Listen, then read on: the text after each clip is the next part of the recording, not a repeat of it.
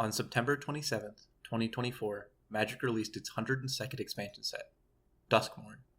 Being a general fan of horror, I was immediately enamored with Duskmourn's haunted house, but there was one card in particular that struck me in ways I didn't expect.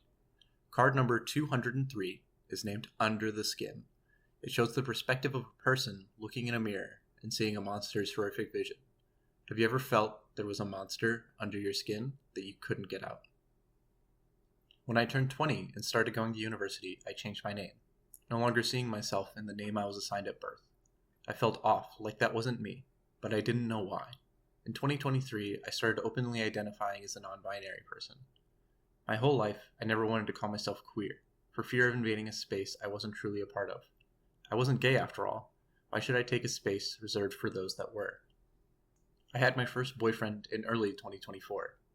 He would have loved the aesthetics of Duskmourn. Under the Skin uses a new mechanic called Manifest Dread. It makes you think that a face-down creature could have anything underneath it, exuding a sense of looming fear. Recently, I started watching a show called Atypical. It is about an autistic high schooler and the challenges he faces in life. I started watching it after I received a bunch of content about the experiences of autistic people on TikTok. To my knowledge, I have never been diagnosed with autism. However, Atypical is a really difficult show for me to watch. I like the characters and the story that comes with them, but it's the only show where relatable moments have made me begin to panic.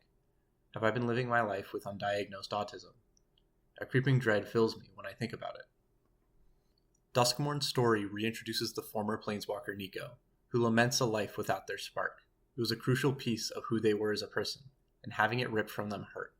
The story arc reminds me of the story Jace, Alone, where Jace wakes up without a solid memory of who he is, and tries to piece it together on a beach of Ixalan.